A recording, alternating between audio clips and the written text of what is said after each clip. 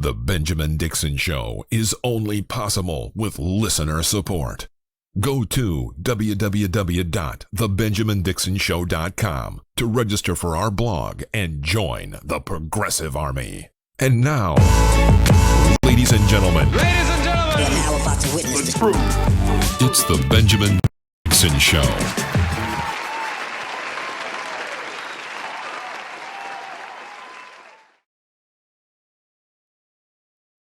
Monday, December 12th, 2016 edition of the Benjamin Dixon Show, aka Fake News, aka Russia Outlet 007. I'm your host, Comrade Anoa Changa, and I'm joined by Comrade Brandon Sutton. How you doing, Brandon? What's up, Comrade? You know how it is. Ain't no party like a communist party because a communist party don't stop. Siberia? What? Good evening, all. Ben, tapped us. Ben saw that we were thinking about maybe doing something late night, and he's actually out enjoying some really needed family time. So shout out to the Dixon family. He sent us a picture, and they're just all absolutely adorable, all four of them. But anyway, so Brandon and I, we're going to just pick up a little bit from where we left off with Politics and Grits yesterday. If you guys have not checked it out on Spreaker, Politics and Grits, Ben, myself, David, and what's your name now? Which one are you? You're Brandon, right? You're not Nick. I'm teasing, but no, seriously. So you guys, I mean, we were thinking about preparing for, we were shooting the stuff and talking about kind of what to cover for tonight, what to talk about. There's like no news. Like, you would think if you read the news, with the exception of a few things internationally, you would think there was nothing else going on in America besides the fact that apparently we're all under Russian mind control. Putin is like a genius, and they either made half of us stay home or they made another 25% of us vote for Trump. And, they invented the Bernie Bros and like all this other stuff. It's so wild. And Brandon, you can jump in, but like there's information that is out there, right? And allegedly there were hacks or leaks or whatever, right? And allegedly these sources go back to known Russian individuals, organizations, or whatever, right? Not that they're directly linked to the government themselves, but the fact that there are individuals or entities that have a relationship or have had a relationship, and that possibly this is something similar Russia has done before. And why do we know they've done it before? Because we hack them and monitor them too. So all this is kind of coming together now as the case for Russia interfering in the U.S. presidential election on behalf of Donald Trump. Kind of like how Debbie Wasserman Schultz and the DNC interfered in the Democratic primary on behalf of Hillary Clinton against Bernie Sanders, right? Like, I mean, let's just be real here. If we really care about the sanctity of democracy and the sanctity of electoral proceedings, I mean, we got to go all the way back to the very beginning, because there's a whole lot of interventions going on in different places. I mean, if we're really, really concerned, like one of the questions I had today, and I don't know, Brandon, what you think about this, but one of the questions I had today was if there really was a belief that the election was hacked, not this new stuff, which really actually isn't new that the CIA is talking about, but if there really was a belief that the election was hacked, why has the Hillary Clinton campaign not requested a recount in key states? And because even in the statement joining in Jill Stein's efforts, it was, for the sake of, integrity in the process, but we don't really think this is going to make out nothing because there's no evidence of any wrongdoing. So there's been no evidence of any wrongdoing. Nobody's talking about the broken machines that weren't reading correctly in Michigan. Nobody's talking about the fact that there were no Democratic. The Green Party has limited resources, but there were no Democratic lawyers present at some of the recounts that occurred when they were trying to do them in Michigan, but there were hella Republican lawyers there. So there are all these glaring issues in this story if we really care about the sanctity of our democracy. I really think this is a bunch of bitch babies crying because Hillary Clinton didn't win. Now, if the Russian government did direct at any point the quote unquote interference in election, of course, that needs to be investigated and resolved and dealt with. But what we're seeing is this convoluting of issues, convoluting of facts with conjecture and just outright lies. There's a lot of fake news right now. Like Harry Reid is on a speaking tour and he's saying stuff with clear certainty that has not been proven, that you can't even insinuate from the information they've been provided. So I don't know, I know we talked a lot about this already yesterday, but what do you think, Brandon? Well, there's a lot to unpack with this Russian story, I guess, or maybe not so much to unpack. I don't know. I guess I'm on both sides of the fence here. The first is, what exactly is the allegation? Like you mentioned, are they saying that Russia, the government, literally hacked voting machines to give Trump the presidency?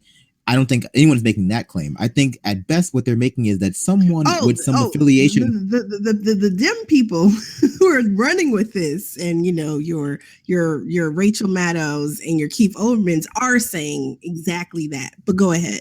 Well, I feel like they're more hinting at that. But I think the more mainline opinion is Russia engaged in a sort of smear campaign against Hillary Clinton that was aimed at besmirching her character in front of the American people. They did this by hacking her personal campaign's accounts and releasing the information through WikiLeaks. And by releasing that information, they made people think she was untrustworthy, along with James Comey being some kind of Russian, the American sleeper agent, all of those things.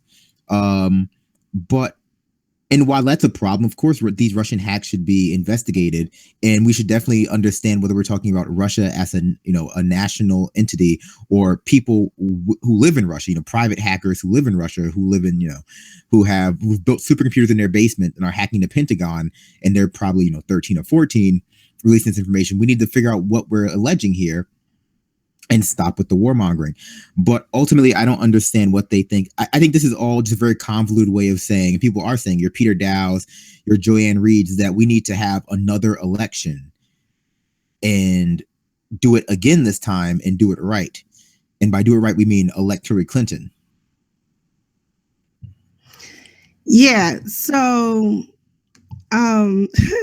this is hilarious though. And it's funny that people, there's a Mike.com video. Someone just sent me that Hillary warned us that Russians engaged in a cyber attack, that Trump was involved months ago and no one listened to her. So here's where, and I think, we have to parse out what's going on here. We keep saying Russia interfered. I don't really understand what the interference was, right? They released information that was private. This is what I get that, right? Like, okay, but how is that an interference in our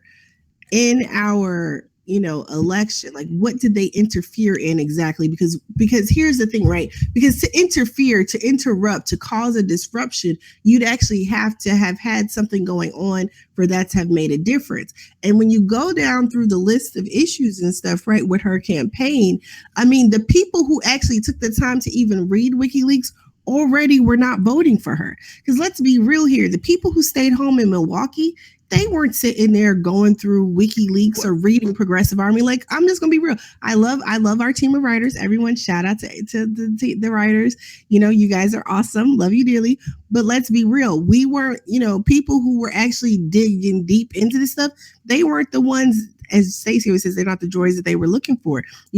They decided that they were going to go after quote unquote reasonable Republicans.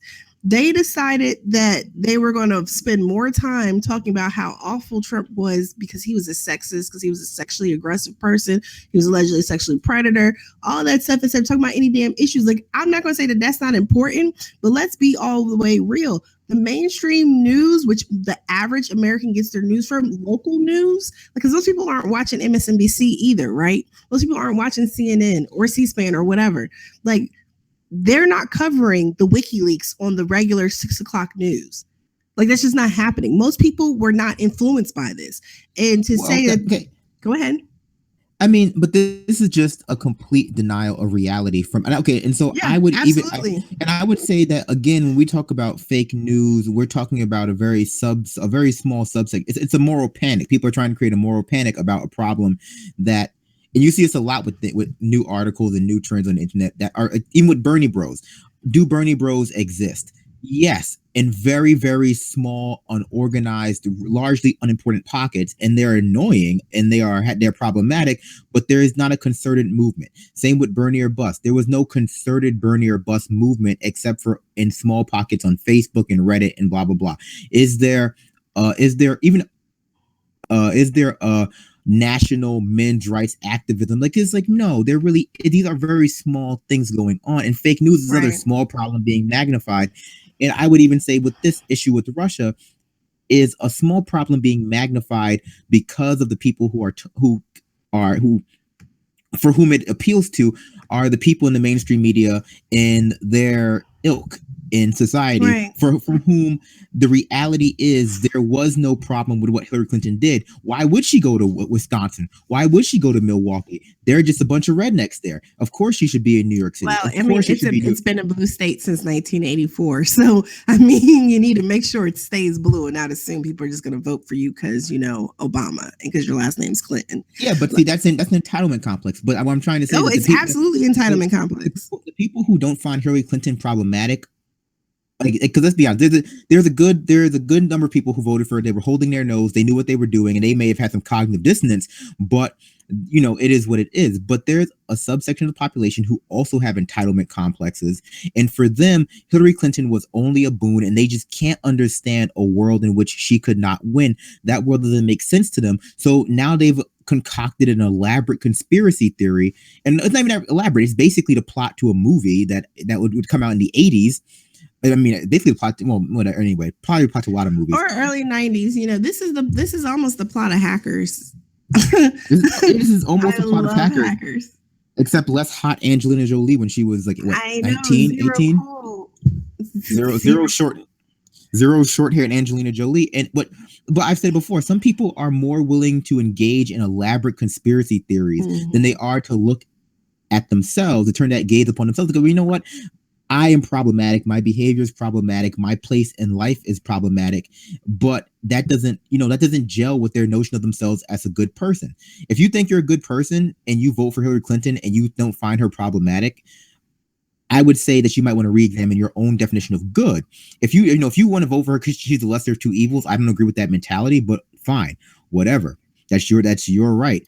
But for Peter Dow to come out and say anyone who thought Clinton was flawed or unlikable or corrupt or blah blah blah, that was Russia's plan. It's like, no, that's just reality. Well, I agree. Russia. Let's just be real, right? You know, Putin's another white European person. He wasn't going to the hood. I mean, let's just be real. Like, this is what drives me so nuts. And it's like as I said, that's why I make all the jokes about the mind control.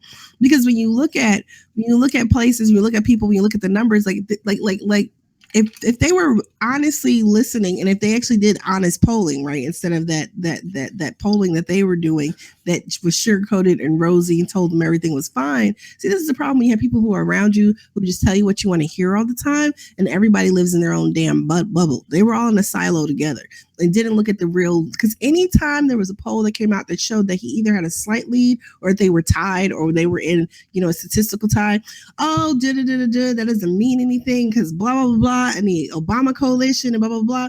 But here's, like you said about the entitlement complex, they assume that voters, people who voted and worked for Obama, would just naturally do the same for her. She outspent Obama in terms of advertising. Most of it was negative, deriding Donald Trump, and it did not pay. Many people, even just average people who weren't even into all this stuff, kept saying, I need something more than defeat Trump bad. And that even now, right, this sounds crazy. And people are like, well, don't you think it's serious that Russia, interfered and hacked our election? See, because this language starts getting really convoluted. Our election was not hacked. If you even read the WikiLeaks, and there was like one or two pieces that even tried to say the WikiLeaks weren't even that bad. How it became bad and why it was a story is because they kept trying to lie about it. Like, okay, it's a problem. It needs to be dealt with. But let's just be clear. You're a person running a very important function in our society, allegedly, right? And you got dummies like whoever the hell works for Podesta clicking on links in Google that end up being phishing links that somehow get access to all your stuff. He's the same dummy who left his PDA in a damn or BlackBerry in a damn cab, not once, but twice, unlocked with no passwords. So like, it's not like this is really this. I mean, like some of this stuff is so juvenile and so amateur. I wonder if it really required the level of sophistication that these international cyber hackers are really used to. Because you know what really took some sophistication? Hacking the records of federal workers last year. Now that was a major cyber attack, literally against the United States, literally against our government. They stole, including mine, personal information, social security numbers, fingerprints, all types of stuff. I did not see. There was a bunch of mumbling and fumbling. We got some second-rate whack-ass lifeguard or whatever the hell to protect ourselves, which hasn't worked anyway. And there was no question about, oh, we're going to war and oh this and oh that. But because Hillary Clinton's campaign team got hacked, because they're so great with cybersecurity, right? I mean, and they also want us to believe that her campaign team got hacked, but her private impermissible server, which also had whack ass security, like nobody touched that at all. Like, I don't buy it. Like, I don't buy it at all. And the problem is that we need to have that conversation, but this conversation that's happening, that this is why she lost, is retarded. I know that's probably not a good word. Apologies, but hey, I'm out of words right now. It's wagging the dog is what it is. It's prestidigitation. Yeah, that's not a good move, but that's what I mean. That's what it is. It's look over here at this thing and don't concern yourself with what that thing exposed, because I don't think anyone is making the argument that whether they were leaks or hacks or whether a Podesta clicked on a phishing email for mail enhancement, whether or not that what he said was what has been exposed is not true. No one has said it's not true. The DNC leaks were true. So what it becomes is, again, well, that's what that was how they tried to spin it. They spent so much time, instead of just owning up, it's like it's not that big of a deal, this is personal, blah blah blah. They tried to say it was fabricated, that it was this, that it was that it was all this other stuff. They deflected, and it made it worse than it had to be. Just like with her server to begin with, right? Because ultimately the server thing and all this other stuff, I know, some of y'all might get mad about this, but this really wasn't. I mean, it's huge, but it's not that huge. Like, had she been honest about it, we wouldn't have even had all this investigation and stuff.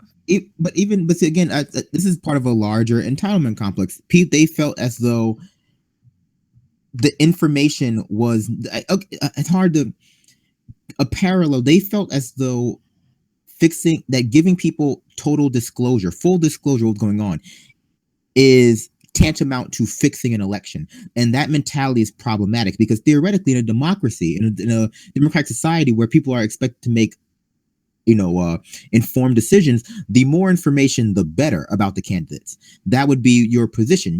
That's what transparency is all about. But this is tantamount to saying, well, giving out information, factual information, is the same thing as muddying the waters with scandals, or rather, you know what else was a complex scheme to fix an election? Watergate. That was complex. People had to go full Mission Impossible in that one. This was just like a bunch of people who were so privileged, they felt that they would always be safe and allowed to do things that with no repercussions. And this is what, I mean, right. Honestly, this is when, I don't know if you've ever had to hold someone who has never been held accountable to account for something, but this is how they behave. Like, this is what happens when you hold someone. It's pathological. And when you juxtapose this along with the rise in the fake media narrative, and mind you, because now you can report stuff on Facebook as fake news, and you also. You report stuff as fake news, and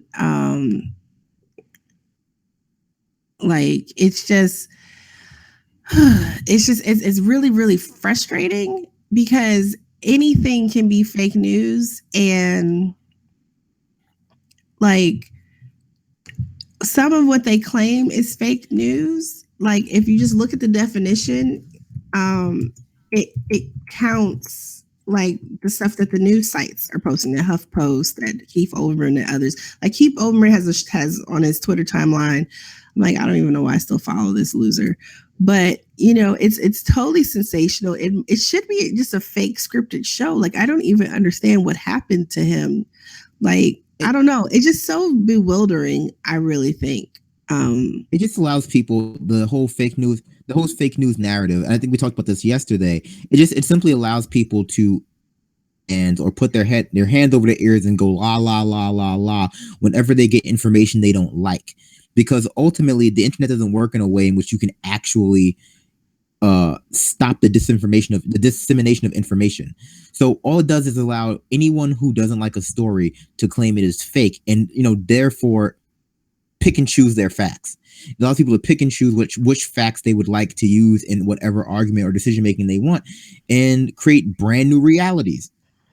Because you know what else was fake news? The Washington Post posting 16 anti-Bernie ads in 24 hours about Bernie sex. No, what was fake news? What was fake news was Jonathan Capehart's takedown piece about the picture that really was Bernie, and how he doubled down and dug up the photographer's ex-wife to prove that the picture, even though she was not there when the picture was taken, but she somehow had some recollection later on about something, and all this, because people might have thought that from looking at the picture, even though they weren't actually there, that was really actually somebody else and not really him, and blah, blah, blah, blah.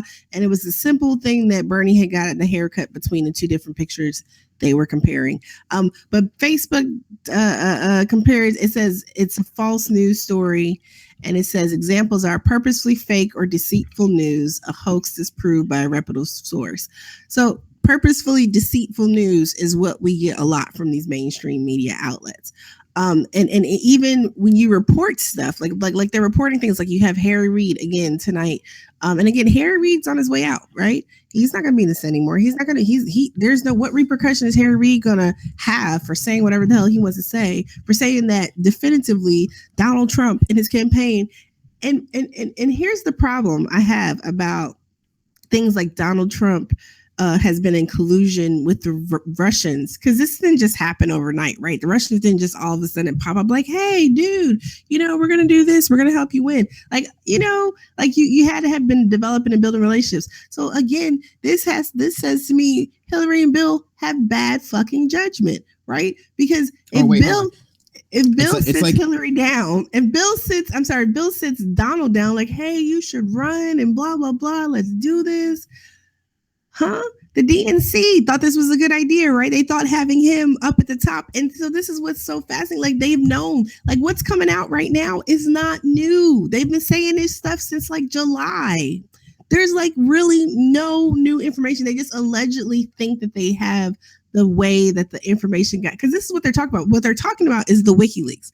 They're not talking about someone tampering with voter records, as we saw happening in the primary. I don't know if you guys were watching back then, but Michael Salamone, friend and family member from Progressive Army, he talked with Ben about how not only was his, information changed ahead of the New York primary without his knowledge, consent, or anything, his mother's was too. Someone had changed his mother, who is a lifelong Democrat. She was all of a sudden a Republican, and they had the printouts and stuff to prove it.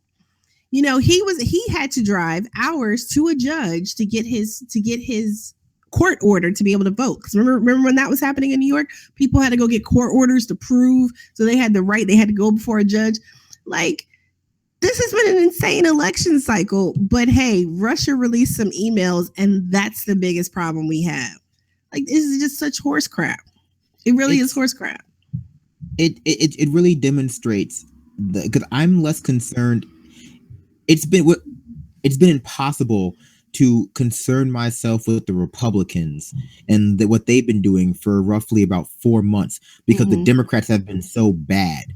And I have a hard time telling someone else to get their house in order when my house is basically burning down. And the Republicans have always been, well, not always, but for a long time, they've been pretty shitty, and they've been pretty open about their shittiness.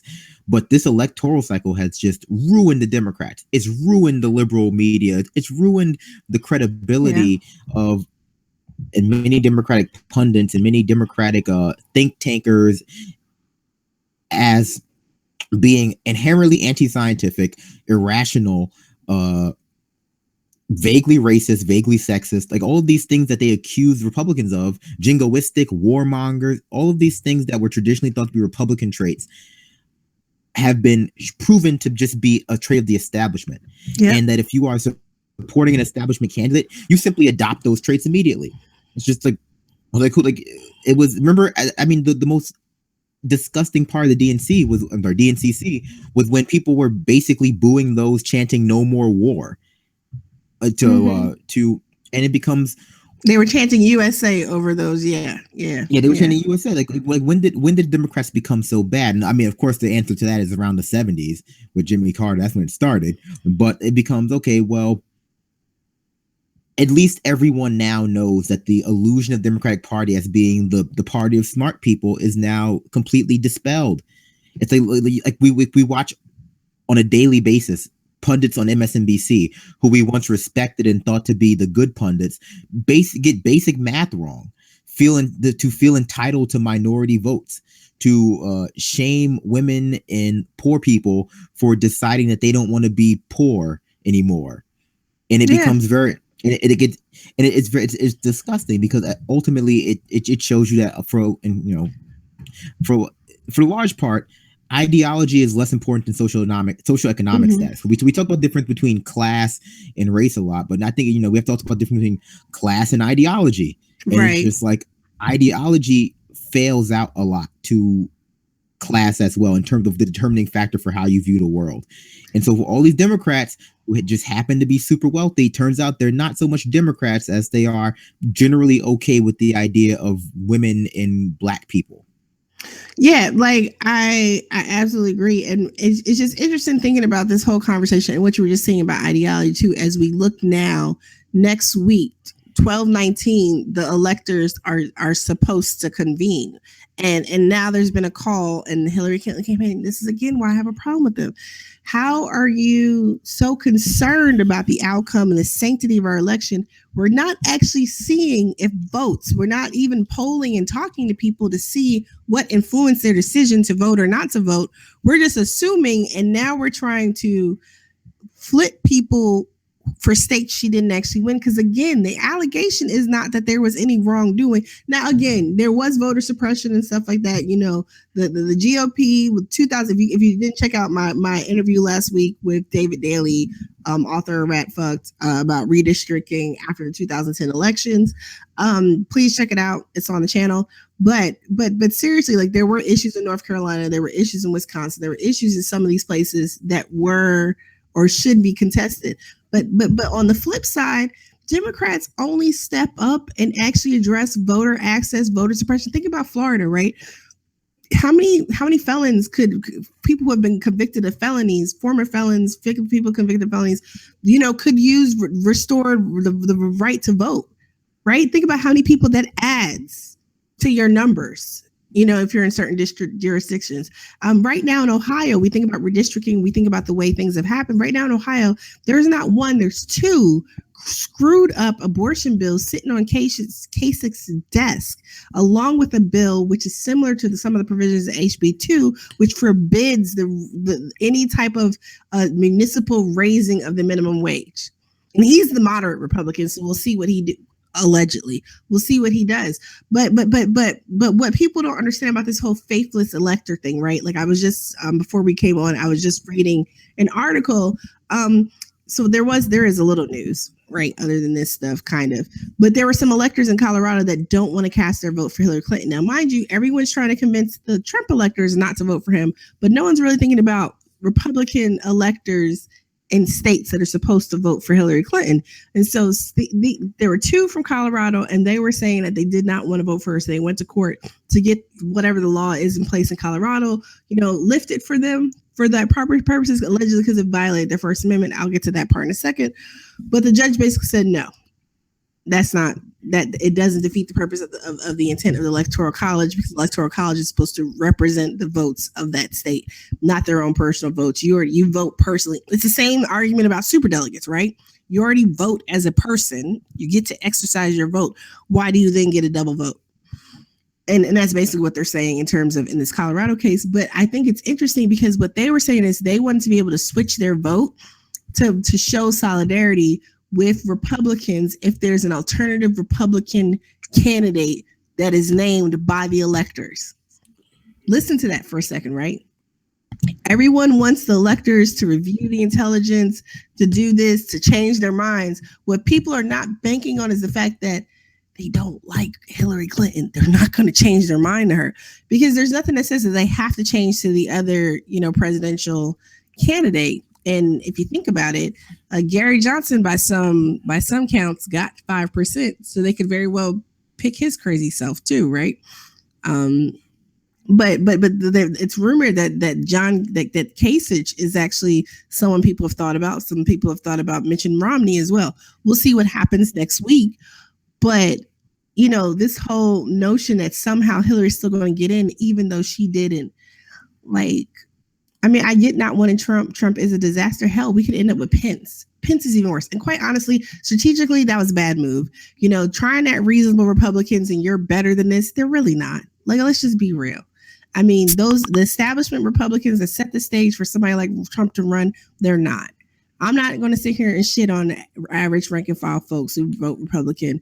I may not necessarily agree with it, but working people do the things that they do for the reasons they do them. And that's a whole nother conversation and topic. When we're looking at these establishment Dems, when we're looking at the establishment Republicans, Freudian slip, when you look at people who are running for office and stuff, they should have been pinned to Trump because they have let the stage be set for Trump's rise. Go ahead. Ideally, and see, this is where I guess I break apart from a lot of people. Ideally, I just want everyone to accept the fact that Trump won and use that as their wake up moment, because I think a large portion of the Democratic Party and a large portion of Democratic voters have been living in this odd bubble where the Republicans are this fringe party and they'll never be president again and they'll never win anything, and Democrats are winning and they're winning and they're winning. But if you look at the map, by no metric are Democrats winning anything. By no metric is liberal ideas winning everything. At best, we occasionally get marijuana legalized in a state, and no offense, but that is not my biggest concern. Well, and even still, right? If you're someone generally predominantly Black, young, and male, and you were previously incarcerated, or you still are incarcerated, like is in the case in Colorado and other states that legalize marijuana might be legalized, but that didn't retroactively do anything about people's, petty charges. You're still in jail, or that charge is still on your account. We're not letting you open up a dispensary.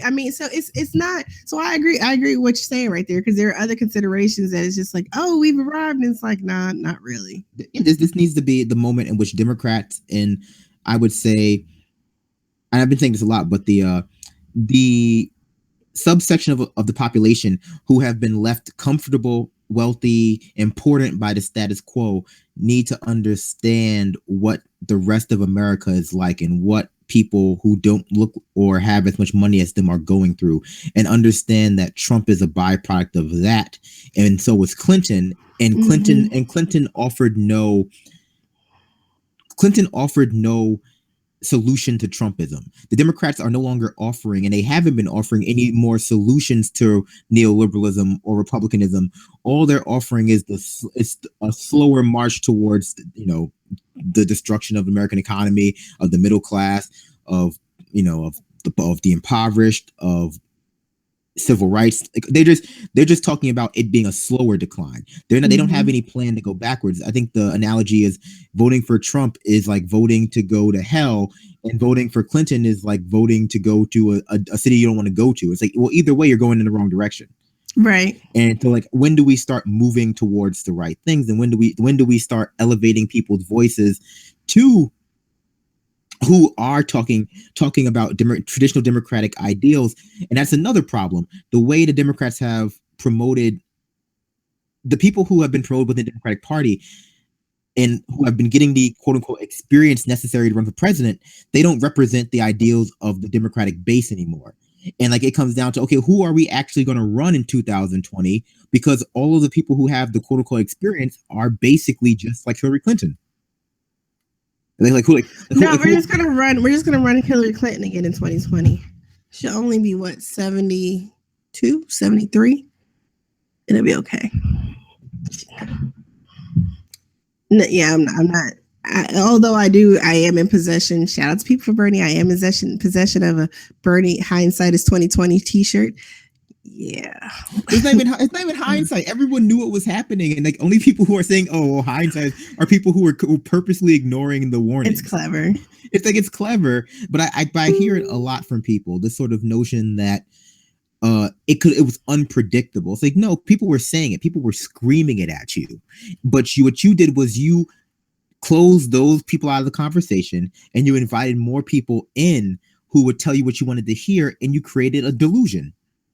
Like you created a new reality for yourself where everything was more comfortable. What you didn't understand was that you were unable to fully. I mean, like your reality wasn't reality. It was just, the Matrix, for lack of a better word. And eventually, all delusions come to an end. All bubbles get popped. And so it's frustrating. Yeah, I think Matrix movie.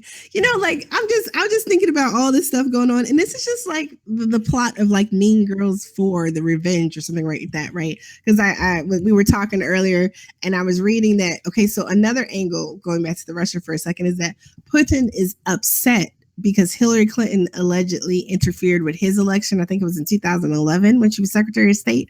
So he's been pissy at her ever since because she tried to get him, so he was going to get her back. And that's why he did this. I'm like, really?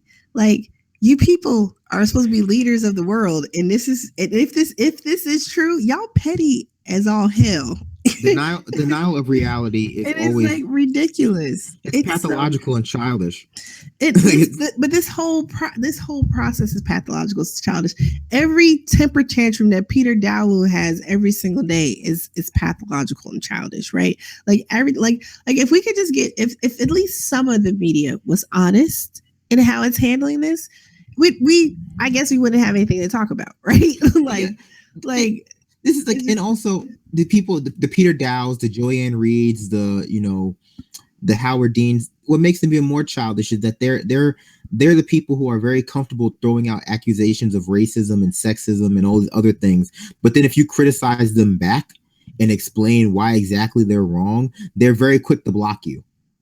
They're very quick to, with that block button, and to sort of drown you out of the conversation, so they can keep giving out the quote unquote truth.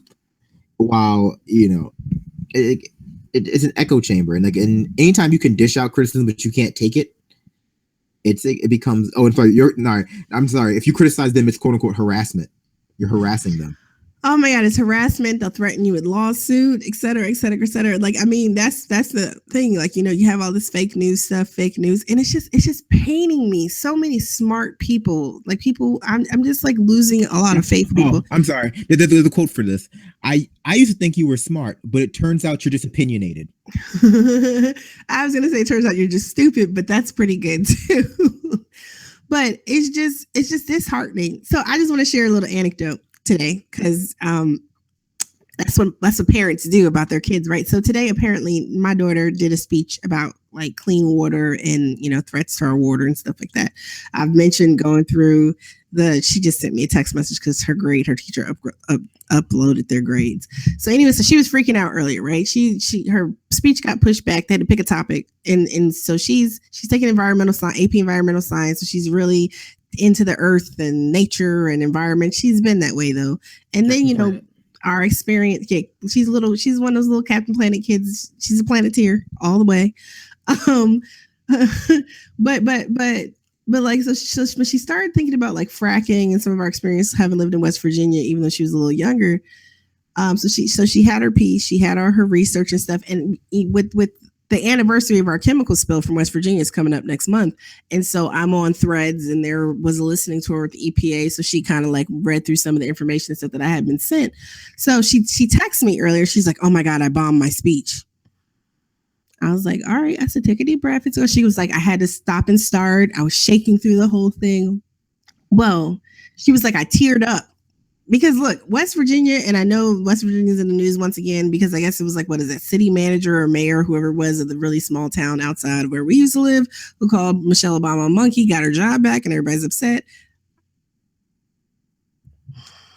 I mean, what are you going to do?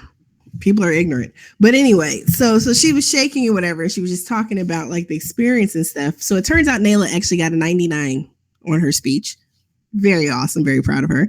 Her teacher was impressed with her, but it was all about how kids, even though they're kids and they can't actually vote, that they can do stuff. Because one of the things that a lot of people don't talk about is like the protests and stuff with Standing Rock and the water protectors, like how that went from just the legal action to the protests.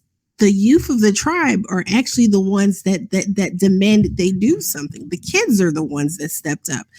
And there was also a video last week from this group about urban farming and eating healthy. And it was a rap video with some teens, talking about eating healthy and, how to have good stuff going on in the neighborhood. So, I'm sitting here, babbling and complaining about stupid people and Russia and fake news. But I just saw the text message from my kid because they remind me that there is hope. There's hope in the unseen. There is a new hope out there, and that there are little places and ways that we can plug in and do stuff, and there are good things happening. We just don't see it in the news because it doesn't make ratings like Trump, babbling and making fun of disabled people. Because really, if we blame anyone for any of this, you blame CBS because they were all about their ratings. You blame NBC and MSNBC and CNN and Fox News and whoever the hell else was running him all over the place. Yeah. Oh, that fake. No, honestly, you're right. The kids are our future. And by kids, I mean anyone under 28, because I hate to be that person, but so that makes you Nick Solomon. Nick is 29. Sorry, is Nick 29 too? Nick's not the future. He's the old person. No. But my point is that, like, for all of the people out there, because every so often you'll hear articles about how millennials ruined everything and they're the crybaby generation and all that other stuff. Like, baby boomers suck. Like no offense, but baby boomers ruined everything, right? It's like baby boomers were the ones who deregulated Wall Street, neoliberalism. They voted for Reagan, all these other things, but they're the pass the buck generation. And so part of getting America back on track is wresting control of America from the neoliberals and from the older generations who simply are just more conservative by nature and have different concerns. And that's evidenced by this Russia narrative. If you're like, I'm telling you, if you're my age or a little bit older or younger, this Russian narrative comes across as crazy. These people sound crazy, and I don't mean that to be disrespectful to people who are actually crazy. Because some of my best friends are crazy. I'm a little touched in the head. You are a little touched in the head. Someone clearly dropped you. Some of my favorite ex-girlfriends are crazy, but no. But the point is that when my generation was taught about the Cold War, we were taught that these kind of narratives, this McCarthyism, this sort of labeling everyone you disagree with as a Russian spy or Russian agent was a mistake and was crazy to do. And up until a point, we have evidence of Russia actually doing this, and even probably afterwards, depending on what that evidence actually shows they did. These people come across as delightfully paranoid and incredibly old, because that, like, fear mongering against Russia comes across. It's an old people thing. Like, it's something that I was born in 1991. The Cold War was over. Like it was over, man. And when I learned about it, I have a sister your age who's newly single.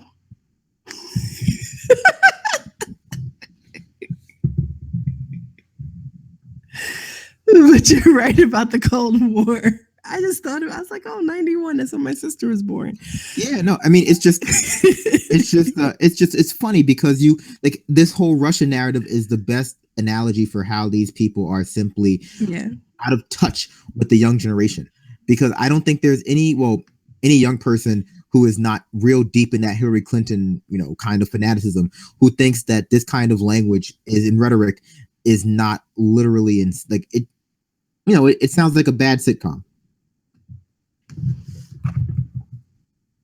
No, I agree. And just thinking about what you were saying about the rhetoric. I mean, like we did grow up in a very, I think when we talk about critical thinking, critical analysis is a lost art. Everyone's talking about, like, now teachers are starting to teach kids about fake news.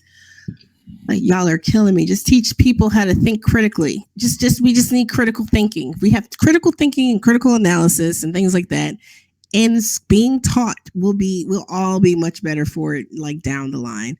People I don't know. I think people are great at critical thinking. I think people are incredible. No, I mean, sorry, they're not. I think Really people not. are. No, I think I'm sorry. I think people are really good at critique. At critiquing things they don't like, people are incredibly good at. But when it comes down to thinking critically about yourself and about the things that you do like, people are unable to take criticism. Yeah, that is being one thing I would say about. critical and thinking critically, though, are not the same thing. Yeah. Like, people can be critical. Yeah, they're People are really good incredibly at critical. Yeah, people are incredibly good at being critical and incredibly good at finding evidence to support whatever they believe. But when it comes down to having their minds changed or thinking critically about their own actions and the problematic nature of them, not so much. Mm-hmm. It's just like, and we talk about statistics analysis and like the sort of failure of statistics in pollsters and think tanks during this election cycle.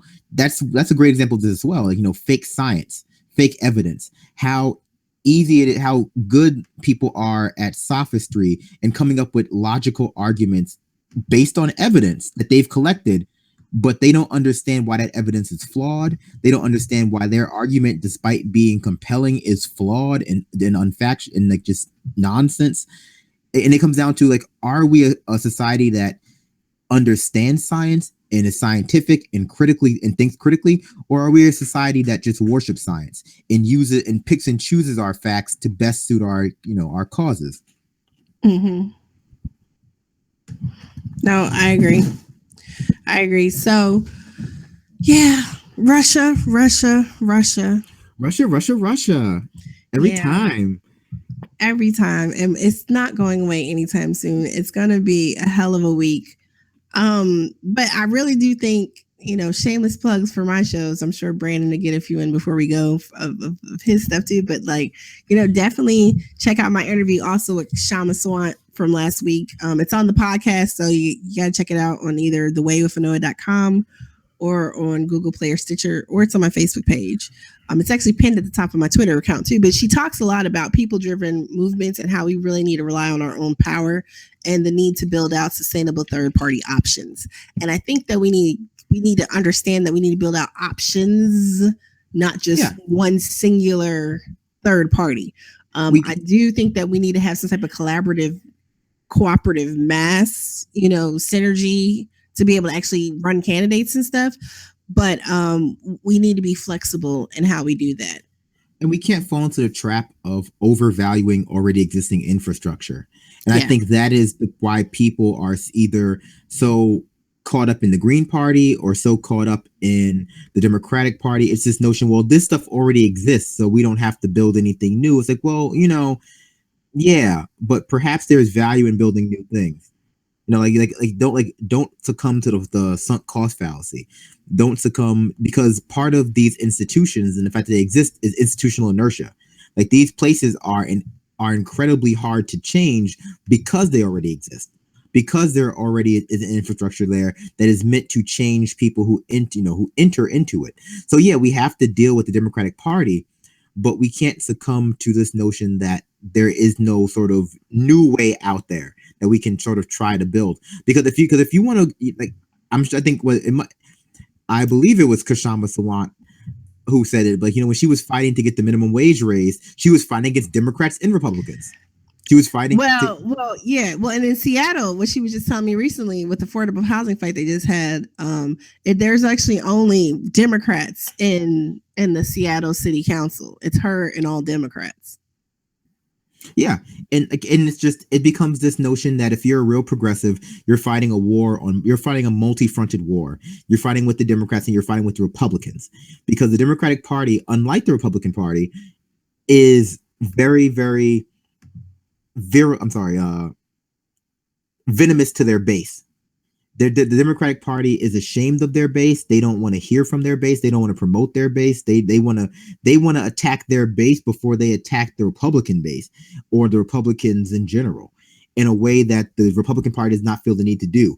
The Democratic Party is very willing to not, to call progressives and socialists crazy, while everyone is forced to call Nazis the quote unquote alt-right. They're the alt-right. Like and it's like they don't show the same respect to the Democratic base that the Republicans do to their own base, and that Democrats do to the Republican base. Yeah, definitely. Are we taking calls tonight? Sorry, we have. Are we taking calls tonight? Is the question.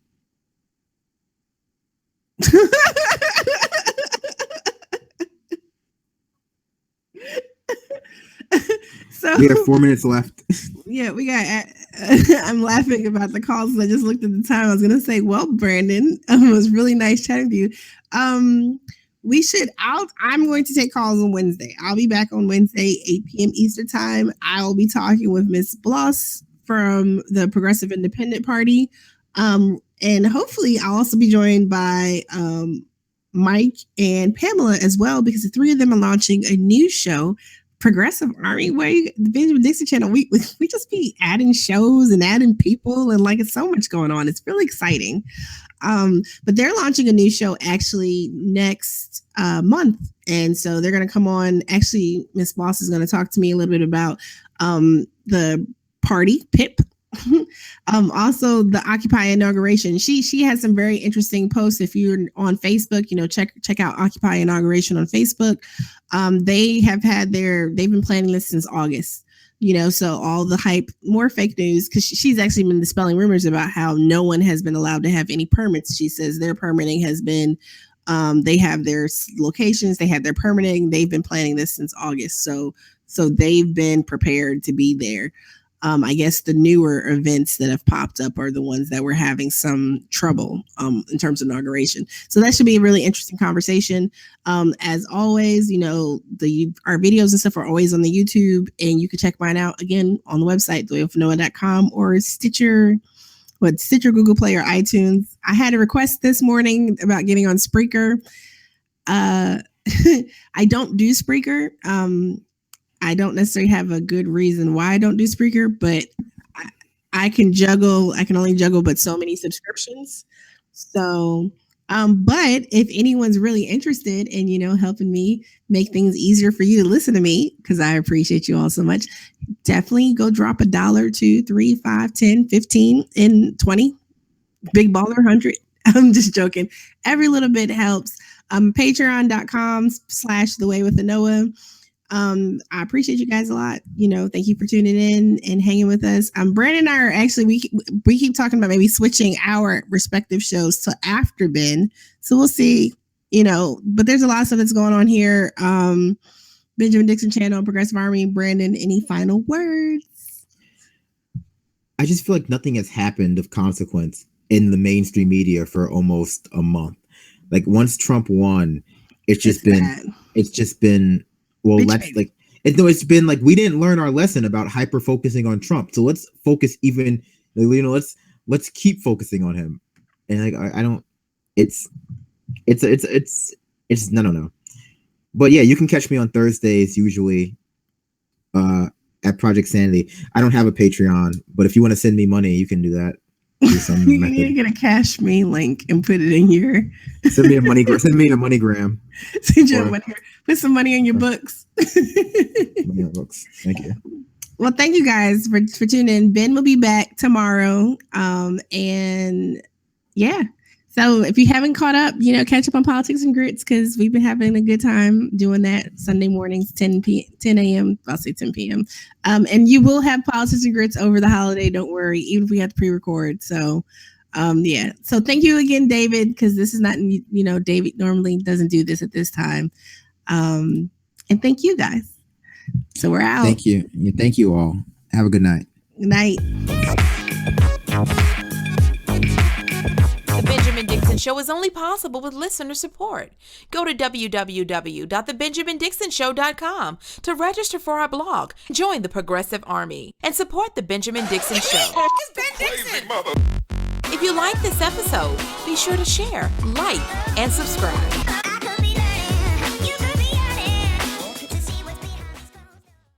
Consider becoming a Patreon. Go to www.patreon.com/the BPD show and support The Benjamin Dixon Show.